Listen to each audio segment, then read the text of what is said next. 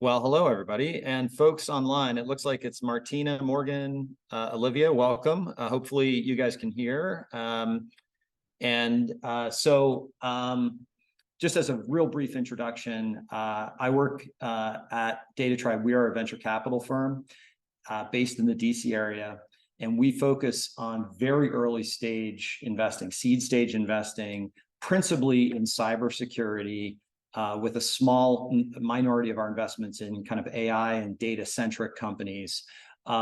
We're quite different than most venture capital firms in that we're set up as a foundry. And what we mean by a foundry is that we are really optimized for very technical founders, and we have a staff of people that are experienced entrepreneurs that work very closely with our companies. We also have a number of other things such as recruiting, office space, PR, as well as a number of different networks that we basically plug these companies into to help them to basically succeed and go faster and avoid avoidable mistakes. And so the goal of today's talk is to really just elevate your awareness around cybersecurity and privacy matters as it pertains to startups, because a lot of people are aware of cybersecurity and they're kind of aware of privacy things, but they don't know some of the specifics. And as an entrepreneur, it's kind of important to have some awareness of those things. I will say one of the things that's interesting, I've done this talk a few times here. And one of the big differences between last year when I was doing it around this time and this year is the emergence of ChatGPT. And I was saying to myself, well, a lot of the content in my presentation, really, you don't need the content. Like, you just need to know what to look up, just to know that something exists, and that ChatGPT can fill in the blanks.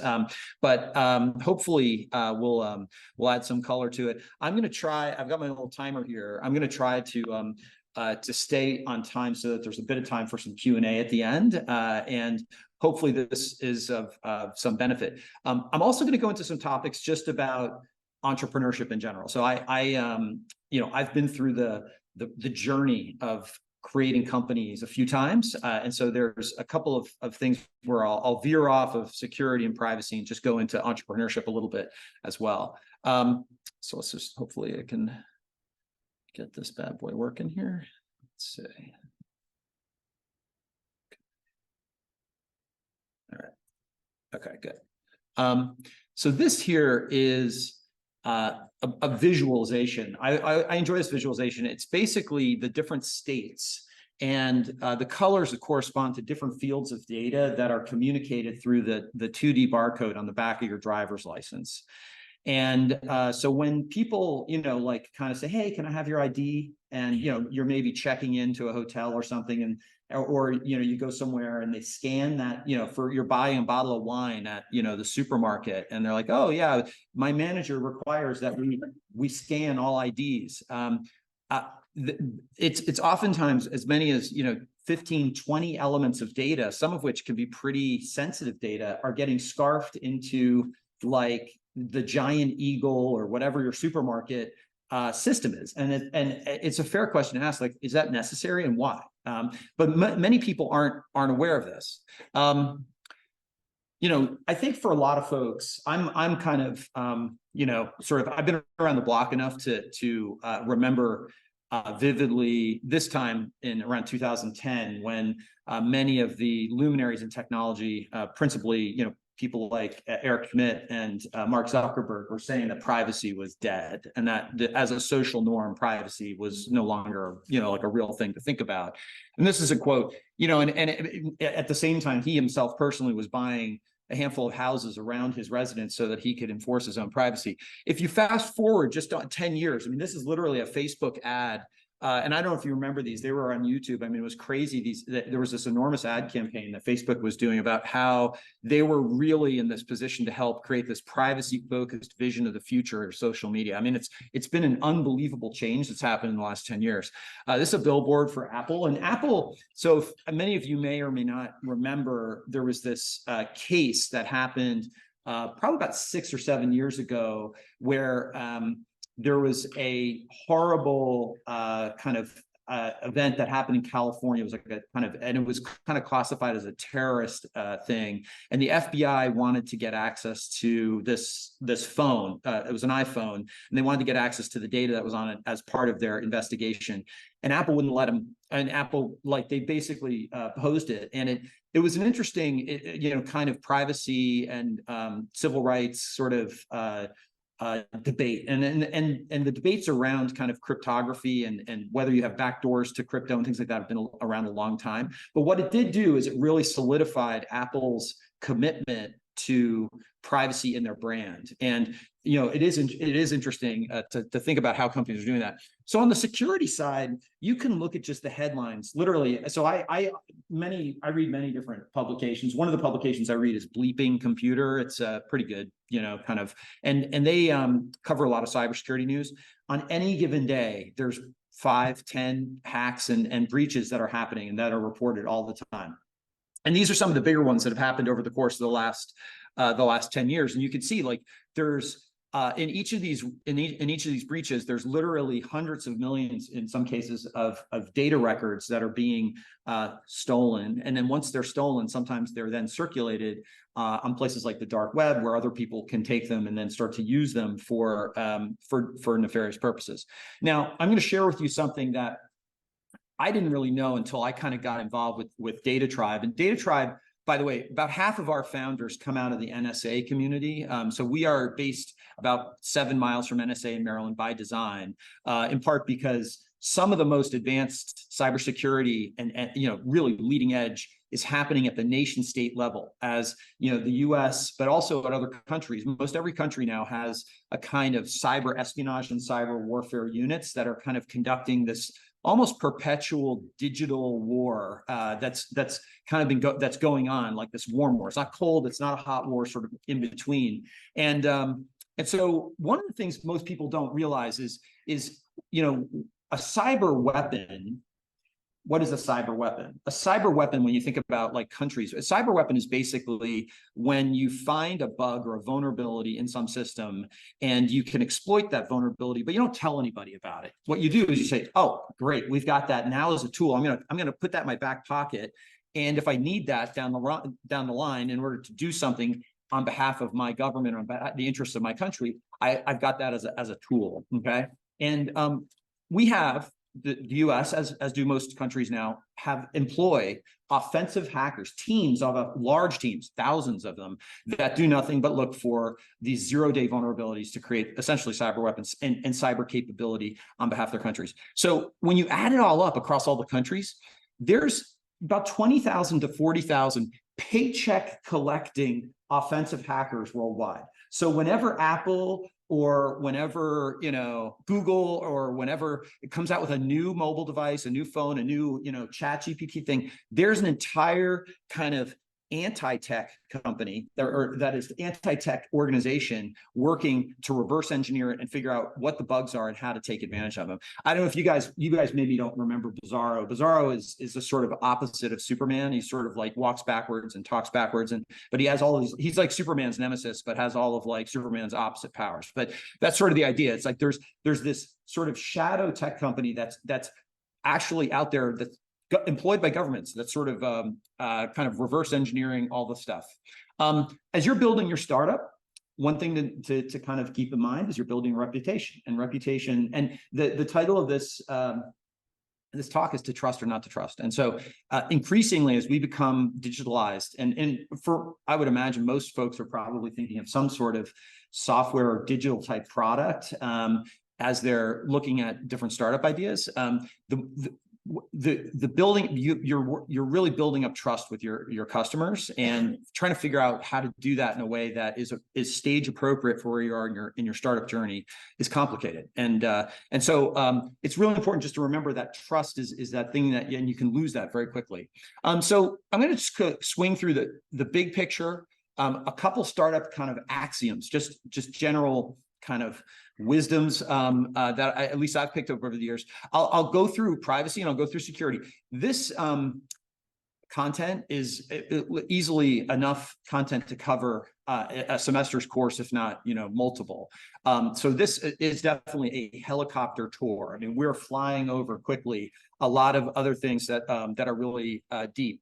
So in terms of the big picture, the cheese is information, right? So usually, for the most part, when people are kind of thinking about privacy and security, it's kind of like information. And privacy and security are oftentimes talked about in the same kind of context, but they're not exactly the same thing. So in some ways, being able to have control over whether somebody can see or not see your information is sort of privacy. Okay, that's sort of a level of privacy. But then being able to enforce the rules around your privacy is security. So security is when people, you may set up a policy around access, and then somebody says is going to break that policy and go again. That's kind of the difference, the subtle difference between security and privacy, and it's something that, again, they're closely related, but it's something to kind of keep in mind. So how does this all apply to startups? I mean, that's like the big question. I mean, there's a lot of stuff here, and kind of like boiling it down. There's a few axioms I'm just going to talk about, and this is just startup stuff in general. Focus is the superpower of startups. And so when you are a little itty bitty company just getting going, and every big company today, no matter how big, started out as a little itty bitty company at one point. The thing that you have on your side is agility and focus. So like really big companies are pulled in a bunch of different directions, and really big companies oftentimes have to they have to pursue really big projects in order to quote unquote move the meter, right? So like if you're a $1 billion company, a $10 million idea might not be worth your time. And so it's that ability to focus. Focus is probably the single most important thing as a startup. And again, this is apart from security and privacy. And one of the things I would highly encourage if you're working on your startup is if there's something that's diluting your focus, meaning like, okay, I have a value proposition, and customer A wants me to do something custom, and customer B wants me to do something else, and it's kind of diluting my ability to focus on what I think is right. You have to really be kind of very vigilant that you don't dilute your focus. So that's a really important superpower of startups. Another axiom that's really important to think about is stage appropriateness. So you guys are probably at the very, very early stages of this, and so the applicability of the things I'm going over are mostly for awareness purposes, like because in the getting going mode, you just want to get going. You want to have in the back of your mind, okay, privacy matters, my reputation matters, security matters, particularly if I'm taking custody of certain sensitive information on part of my customers. But it's stage appropriate. Whereas if you grow to a point, let's say you grow to a place where you raise money and you have, I don't know, maybe 10 or $20 million of revenue, and you maybe have, 20 or 50 employees and a few hundred customers. At that point, you say, oh, I need to start making some more active and proactive investments in my security and privacy. I would argue, given the last few years with all of the different activity in cybersecurity has become significantly more prominent, and there's a lot more, and I'll go over a little bit, there's a lot more kind of regulatory pressure that's kind of coming down the line around security and products. The amount that entrepreneurs maybe need to pay attention to this has increased over the last few years, in part because cybersecurity has become a kind of bigger priority in general in the digital world. Another thing that's just a general axiom. So there's these three axioms I'm just kind of going over. As a founder, and when early in my own entrepreneurial journey, somebody told me, hey, you just find a good, if nothing else, find a good accountant and find a good attorney, corporate attorney when you're getting going, because there are a lot of things that can be pitfalls on the way, where you could end up basically inadvertently making a costly error that could easily be avoided if you had the appropriate advice at the beginning. So with regard to sort of complex things like this, it is really good advice to try and find trail guides. And so at some point in time, when you're getting to a place where you really want to engage in thinking about security and privacy in an earnest way with regard to your startup, you may want to find a trail guide or two to help you kind of think through how exactly you operationalize that and how you bring that into your company. So I'm going to talk a bit about privacy, and then I'll move over to security second. So privacy, the main thing to know about privacy at this stage is that in the last, as the quotes at the beginning of the presentation kind of outlined, there's really been a huge change in the attitude about privacy and data over the last, 5 years in particular, 6 years in particular. So for example, there's this company, OneTrust. Okay, so OneTrust started, they're out of Atlanta, and they're kind of a privacy management software company. But when you think about their progress, they started in just 2016, and they have over 2,000 employees today. And they actually just recently in July they raised money at a $4.5 billion valuation. That's kind of an unbelievable, I mean, for a company that's 7 years old, I mean, that's amazing growth rate. And it sort of speaks to how privacy and what they do, this company, among other things, is, when you go onto websites and they ask you, hey, we've got cookies, and do you want the necessary cookies or all cookies and all that stuff? Like, they power some of that, as well as other various processes around user privacy. And a lot of the processes that they power, and they're not the only ones that do this. I mean, there's a bunch, were really sort of spurred into existence by this European law called GDPR, which came into effect in 2018, and that was really something that really kind of lit the fire on a lot of this sort of privacy. But it's really a big change in the last few years. So the high level context is, look, everything is getting digital, full stop, right? So cloud computing, which I'm sure you guys all know, have used. I mean, I don't know if you're working on your projects, whether you're using, AWS or Azure.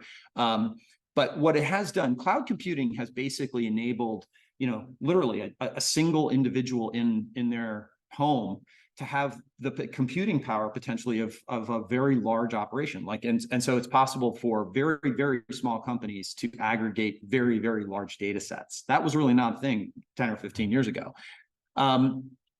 So GDPR is the law I just referred to, and it stands for General Data Protection Regulation, and CCPA is the California Consumer Protection Act. And so CPA is similar to GDPR, and that's a California law that came to effect a couple years ago.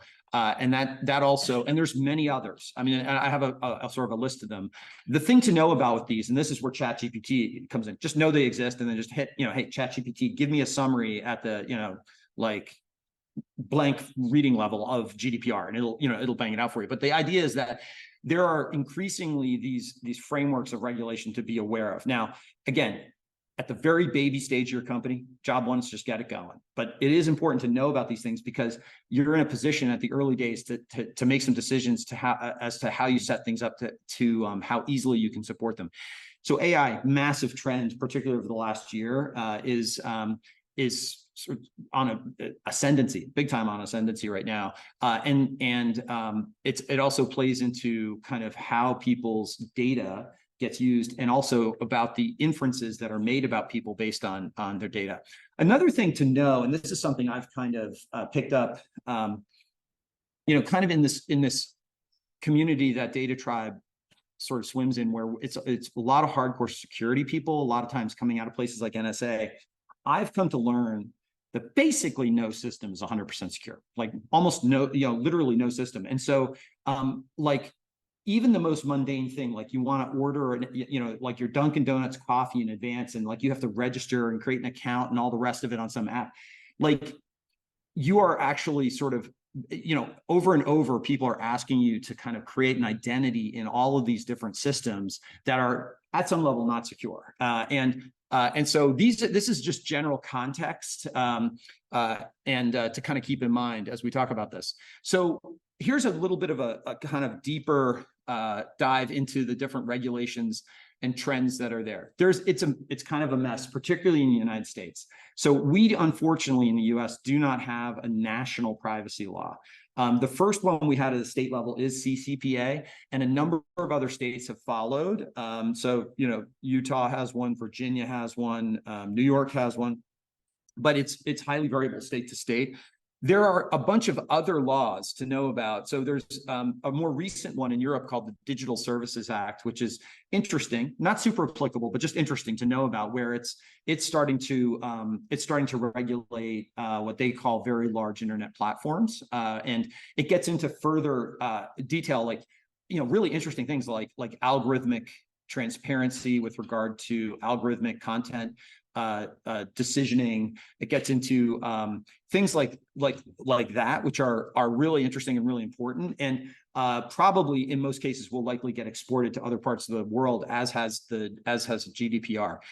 There are a number of other regulatory frameworks, like the Fair Credit Reporting Act and CAN-SPAM, and some of these have been in place for a long time. So CAN-SPAM, for example, is the law that you're supposed to not send spam emails to people, and if you do, you have a little thing at the if you people are supposed to be able to kind of opt out of them with the little thing in the footer, like unsubscribe, things like that. And these are laws that have come about over the course of the last probably 20 years or so. There's more coming. And they're actually, even in just this year, particularly around security and software development, there have been a number of interesting regulations that have kind of come about. But again, the thing for you guys, just be aware that if you're collecting up data or have a business idea where you're like, oh, like, why don't I scrape a bunch of data off LinkedIn, and why don't I match that to you know, some kind of other data set that I have, and then I'll run some machine learning on it, and then I'll, you know, develop some inferences about people, and then I'll sell those inferences to advertisers, or, you know, whatever your idea is. Just know that there's a lot of regulatory things to think about. And so this picture here is really intended to just show, like, at this stage when you're a startup, one of the big advantages, again, it's a little bit like focus and agility. You don't have a legacy system necessarily encumbering you. Like, a lot of big companies are burdened by a lot of legacy technology, legacy processes. And so you are really a green field, like, it's new. And so you're at a place where you can potentially make some design decisions in how you set things up that may or may not make it much easier for you down the road to be able to kind of comply with some of these rules. So making sense of it all, there's some basic kind of conceptual things to just on the privacy side that to be aware of that are really sort of flow through a lot of these laws. One of them is you really want to minimize the data you collect. It used to be, again, before all this change in sentiment about privacy happened, it used to be that the general kind of thinking was storage is cheap. I don't know if and when I'll ever need this data. Let's just save it. What, you know, and who knows, maybe down the road. Now, with the fact that there's more regulatory pressure that's potentially made different data that you've saved subject to regulation. And it's like, whoa, now I need to classify my data. I need to know where the sensitive data is. So you really want to, data minimization is sort of in the privacy world, the term that's used, and you really want to minimize the data that you need for what your business is. And you might decide, hey, we need the sensitive data. Like, there's some certain sensitive data that's part of our business. Perfectly fine, as long as you're doing it eyes open and you're kind of understanding the regulatory kind of overheads with it. You want to make sure you handle sensitive data with care at a very basic level, and this is where you get into the second part of this presentation about security. If you're managing sensitive data, and even something like like passwords or social security numbers or driver's license numbers or passport numbers and things like this.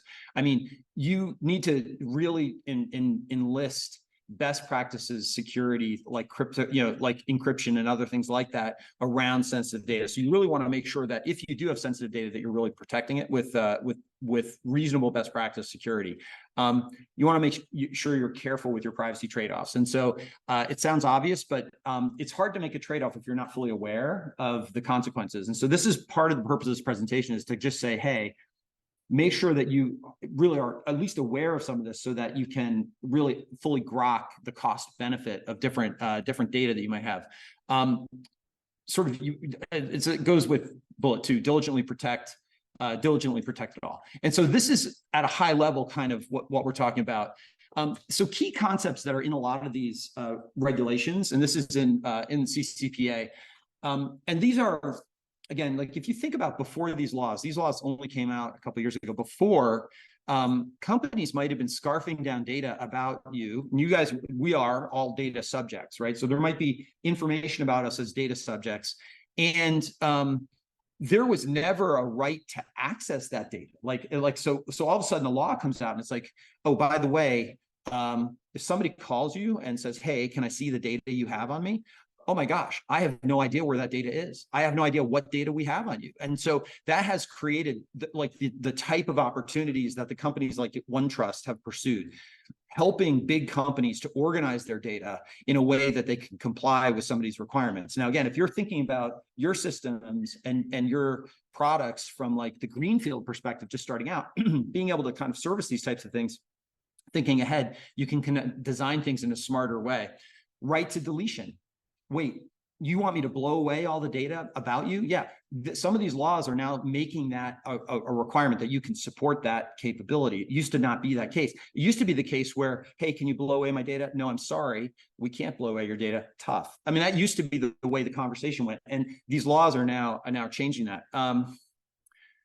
The right to know if it's been sold. I mean, again, being able to track what's going on with data about data subjects is complicated stuff, and this is the things that these laws are asking for, and then the right to opt out. So these are some basic kind of concepts in at a super high level. Now, behind these 4 bullets, there's 40 to 400 pages of thick law, but the idea is that as an entrepreneur, be aware, and as an entrepreneur, you are in the early days of creating something new, so you can kind of make some design decisions that can help you comply with this. This is a tracker. I mean, there's a lot of these. So IAP is a privacy organization, and you can kind of along this side of this, you can sort of see the different types of things that are in these different laws. And so you can see that the water gets complicated and pretty thick pretty quickly. But point is that there are these legislation trackers that are out there. And again, this isn't, unfortunately, I do hope, though I think it'll probably take some time, but I do hope at some point that this will get harmonized into a federal level law so that there's just one set of national standards to comply with. But at least for the time being, this is the state. So there's another thing called breach laws. So breach laws also at the state level, and these have been around for about 10 years as well. So a breach law is basically, it used to be, 15 years ago, if your system was hacked and you as a data subject like if the company lost data about you, think about that. That's a little embarrassing. Like, you wouldn't want to tell anybody, like, well, you just got hacked and you lost all your data. But the problem was that people's identity and people's data was getting like sort of lost, and they wouldn't tell anybody. There was nobody, and so what these breach laws have sought to fix is principally the issue of notifying data subjects that something bad's happened. And so with these breach laws, if you're breached and there's certain types of data, and every one of these breach laws, and there's a different one for it, like for every state. And again, if you go so Baker is a relatively large law firm, and they have a whole tracker for the state by state. But if you look at, they will say, if you lose the combination of, social security number, name, and name, that qualifies. If you lose email address and password, that qualifies. So they have certain combinations of data elements that if you, but for instance, if you lose somebody's name, that doesn't qualify. You don't have to notify, right? But if there's certain, and so if you do get breached, and it's a certain combination of data that gets lost, which basically goes to this kind of idea of toxic data. So you really, when you think about the cost of notifying, let's say you have a database of 10,000 people or 100,000 people, and you get breached, and you have to notify like 10 or 100,000 people of this issue under these laws, gets expensive really quickly. And that's why some of these remediations post-breach are very expensive. Again, this is just to be aware of. you guys are entrepreneurs. You're at the very pre-seed stage of what you're doing. Get your business off the ground, but just be aware that this stuff is out there, and be thoughtful that as you continue to grow, you're going to have to be very vigilant about how you treat and manage this data. Okay. Sure. Quick question. Yeah. So like, how is any of this like enforced? Like, how do they know the company is not like lying about what's been like stolen, what they're tracking? So in terms of, so like, how does a state know? I think, honestly, I would say at some level, there's a lot that are not getting reported, and just like that are not, I think what would ultimately happen is if one of the data subjects, like, it's basically if an individual had an issue and it got traced back to the company, that's probably the path where most likely would get the accountability. But there's a lot of risk and compliance folks that are paying close attention to this, and they want to be proactive with it. But there's definitely, like, your point is really an interesting one, because there's a risk calculation that a lot of people make, and you should make as entrepreneurs in the early days. Like, all this stuff has a lot of costs to it. So you want to make sure that you're right sizing and making stage appropriate the level of investment you make in it to ensure against it vis-a-vis the potential downside of some action that happens. Yeah. Yeah. Probably should mention that in some jurisdictions, like willfully not doing this, the consequence could be criminal liability. It's a good point. Yeah. Jail. Yeah. So that's a really good point. Make sure we had a scapegoat assigned. Right. Whoever who's taking the fall. Okay. So it's a pretty heavy stick in some of the jurisdictions. Yeah. Yeah. All right. So that was privacy. Again, helicopter tour. There's tons there, but just to kind of be aware of, so now let's jump into security. So security is like, okay, I've got this toxic data, this sensitive data. How do I keep people from getting in there and doing something with it that I don't want? So this is a logoscape of the cybersecurity market, and cyber is a beast. So it's about $170 billion market. It's growing at like 12 to 15% compounded annual growth. It's projected to continue growing way faster than the economy for the foreseeable future.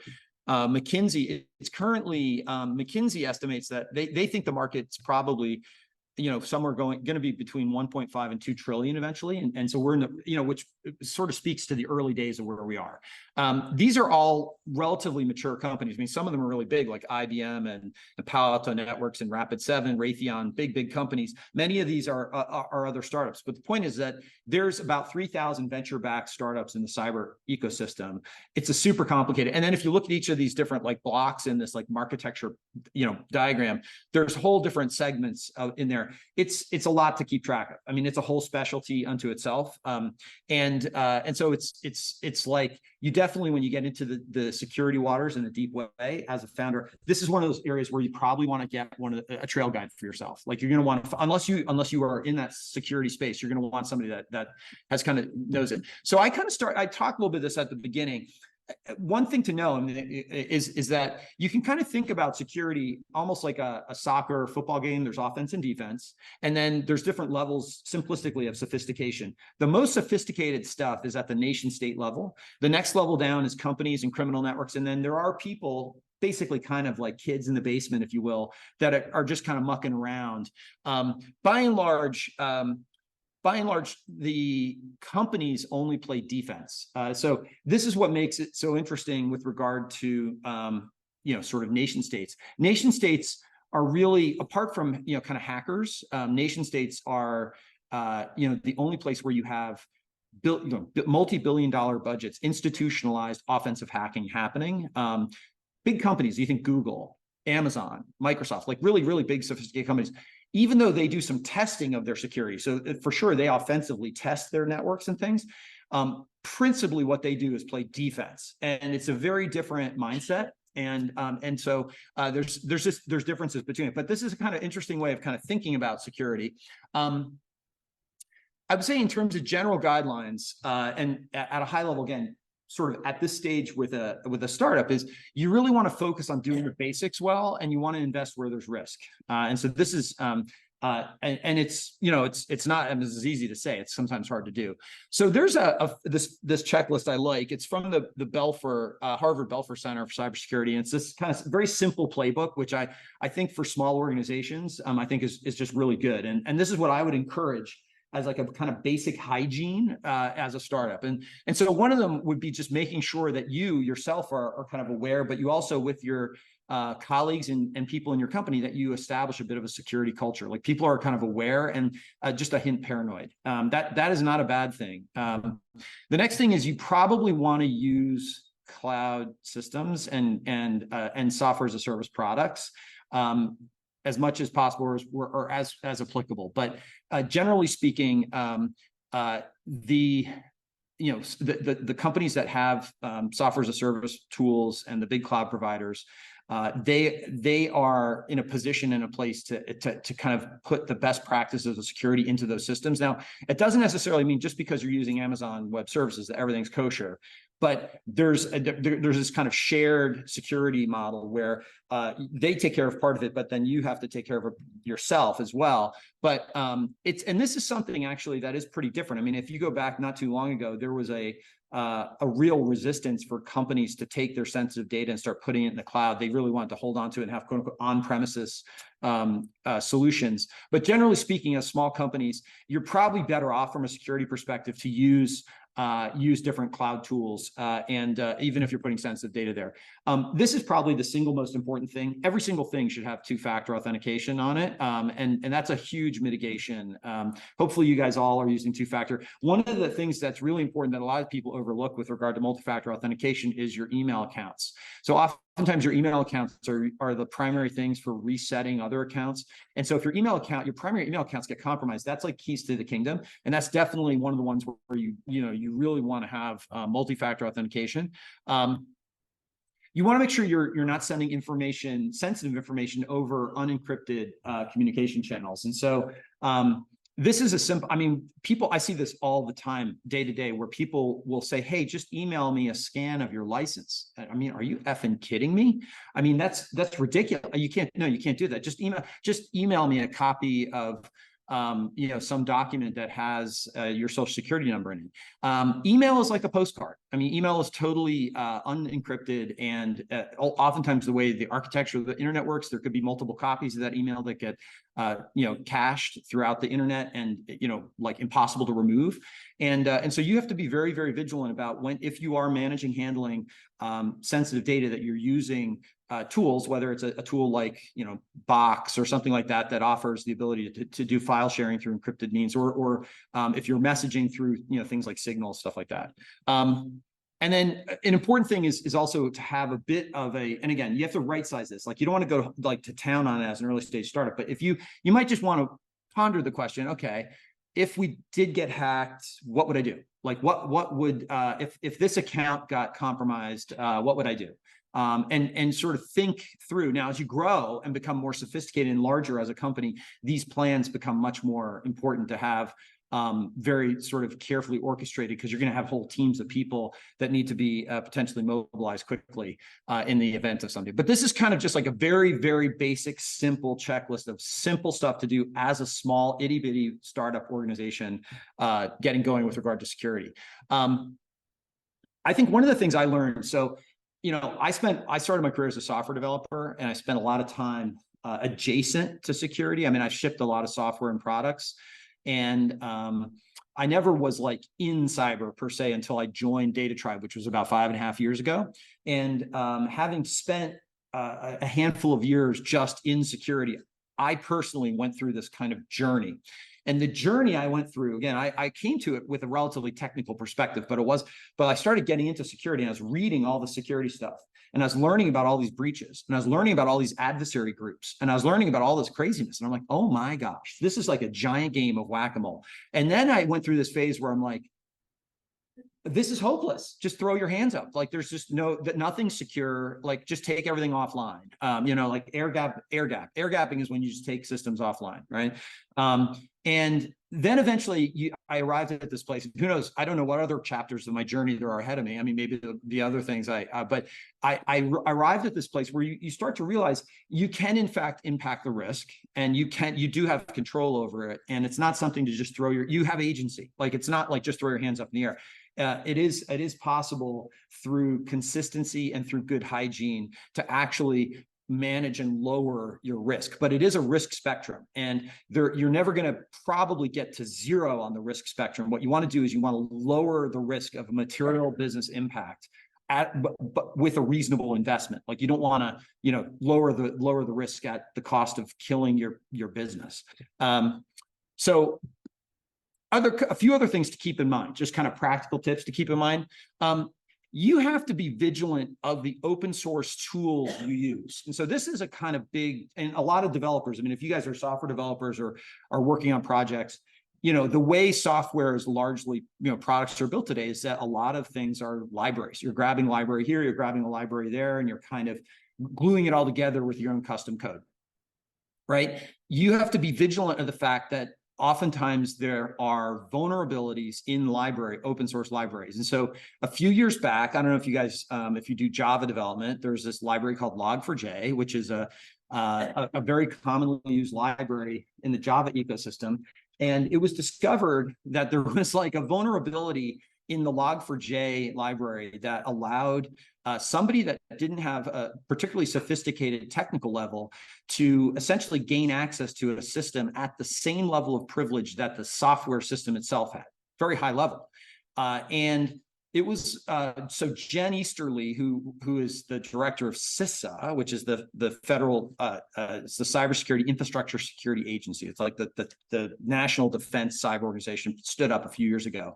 She described it as like the worst vulnerability ever that she's seen. And it caused, Log4j was everywhere. Like it was in bank portals, it was in retailer sites, it was in apps that people use on their phones, it was everywhere. And all of a sudden, overnight, it's sort of like the clouds lift and you're like, oh my gosh, like half of the software, that's out there could be easily compromised by people. And fixing those vulnerabilities involved upgrading the library, re-releasing production systems that oftentimes maybe had thousands of users. I mean, these are 24/7 by 365 systems that can't come down. So that threw the world, and this is a few years ago, into a kind of like it was a shot heard around the world, and it was a massive kind of consciousness raising for the industry about what's come to be known as software supply chain security. And so really thinking about the provenance and the trustworthiness of open source tooling that you're embedding into your product is a really important thing to keep an eye on. And so these tools, so SNCC and Sonatype and there's others, are tools that track, and they're developer friendly tools that track and enable you to understand if different open source libraries have issues. Another thing to be aware of is third-party risk. And so if you are taking your data and throwing it in the cloud, so these are all different cloud tools. Like for example, I don't know if you guys have been following Atlassian. They make Jira, right? Do you guys use Jira? It's an issue tracker. So Atlassian makes Jira. They also make a product called Confluence. And Confluence is like it's like a wiki, right? But people put a lot of sensitive stuff in there, like the architecture diagrams for your system and like sensitive information. And Atlassian's been struggling for the last like 2 or 3 weeks because there's been vulnerability discovered in the Atlassian Confluence system. So you've got thousands and thousands of Confluence instances that are accessible by the internet. There's this vulnerability that's out there and that's known. Bad guys can go and like take advantage of it, scarf down data. I mean, it's like a problem, and like getting the patch out into the Confluence systems. So long-winded way of saying that as you do put your sensitive data into third-party tools, which again is the best practice, you just want to make sure you're doing some due diligence and don't just choose any kind of random thing. Like you want to make sure that those third parties are trustworthy, and that you ask the question, what are your security practices? Can you show me And usually companies like Dropbox or Atlassian, HubSpot, they will have a security page. Like there's a page and they'll talk about their SOC 2 certification, which is a kind of a standard for sort of a security audit standard. But it's something you want to pay attention to. Don't trust your data in a third-party system that itself is not secure. Okay. This is something that's on the march, is coming, and it's something to be aware of, is that increasingly customers, as well as now regulatory pressure around potentially holding people more accountable. So this is an example of a contract where this is just pulled from a contract where there was actually some language kind of pushing risk onto the provider for a breach. Another example is, and this is really fresh, this is this year. So in March of this year, the National Cybersecurity Strategy had this very provocative section, 3.3, and you guys can download this. It came out on March 1st. I mean, this is really provocative stuff. I mean, basically you have the this is a Biden cyber strategy saying, we're going to shift liability for insecure software back onto the people that make the software for companies that sell software to the government. Okay. And so if you think about the size of the government, pretty much every company, more or less, I mean, all the big ones sell some software to the government. Okay. But like the way the whole industry has worked forever is that if you go into the T's and C's of those long, like click wrap agreements, there's usually a paragraph in there that says, we disclaim all liability, direct or indirect, take it as it is. Like that's kind of the way it's been. Like there's no guarantee you're going to use the software, and we're not going to, we'll do our best to make sure it works because we're in the business of doing that. But the people are kind of scratching at this idea. Now, this has not been put into motion yet. It's still like literally in the kind of, folks are trying to figure out how to operationalize it, but this is definitely coming. Another thing that came, so I mentioned CISA. So CISA is an important organization. Again, it's this it's part of the Department of Homeland Security. On April 27th, they actually published this form. It's pretty wild. And it's this form that, again, they're going to start to ask, how did you build the software? And so they have this form, and again, this is what it's called. I mean, you could look at it. There's like 35 different software process controls that they want somebody in the company to like sign on the dotted line. Yes, we do all those things. And when I read that form, and I've been in a lot of product teams, I would not want to be the person signing that form, because I can tell you very few people, unless you're literally like the developers or maybe the project manager, VP of engineering, really would know for sure whether the things that are being called for and this was based on the controls that are called for in this are coming from a standard that's established by NIST called the NIST Secure Software Development Framework, which again is online, something to check out. Now, you guys are a baby stage, hopefully. I mean, I'm assuming working on early stage startups. How does this apply to you?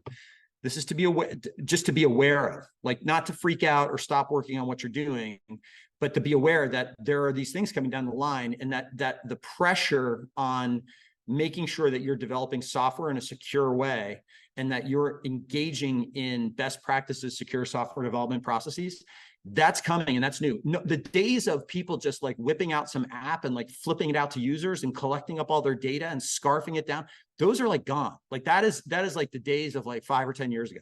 They're gone. So there's a few frameworks to know about. I just mentioned some NIST stuff. The Secure Systems Organization Controls, that's SOC. And so this is actually an accounting organization, but if you get to a point, and this would probably be, again, if you build your product and you get to a point where you have some customers, and you will have customers, just like I asked you guys to ask customers, hey, what's your security? People will ask you, what's your security? And at that point in time, you're going to probably start to need to get an auditor to verify your security controls. And the thing that they will produce is called a SOC certification. There's a SOC 2 certification, type 1, type 2. And there's like 100 different security controls that it calls for. And it's pretty, it's pretty extensive, something to be aware of. And not to act on right away, but just to know, like if you're getting down the path of building up a product, particularly ones that you're going to sell to sophisticated enterprise business customers, they're going to ask you, what's your security? And then at some point you're gonna say, oh, no problem, I have a SOC certification, and they'll still probably ask more questions, but that's going to be something coming down the line. Just something to be aware of. Cyber risk insurance is a whole category of insurance that you might sort of at some point think about, and I won't go into it much here. And then there's a few, I don't know how much you guys are into podcasts, but there's a few really good podcasts I do highly recommend. Cyber and you know, sort of full disclaimer disclosure. We are investors in this company, so I'm, you know, but highly biased, but this is really good stuff. I mean, the CyberWire Daily is a daily podcast about cybersecurity. It's everything you need to know. It's about 20 minutes. It's scripted. It's very similar to NPR Market Watch with Kai Ryssdal, but for cybersecurity. CSO Perspectives is it's like the former head of security for Palo Alto Networks. It's like a master class on cyber. It's really, really good. All the topics.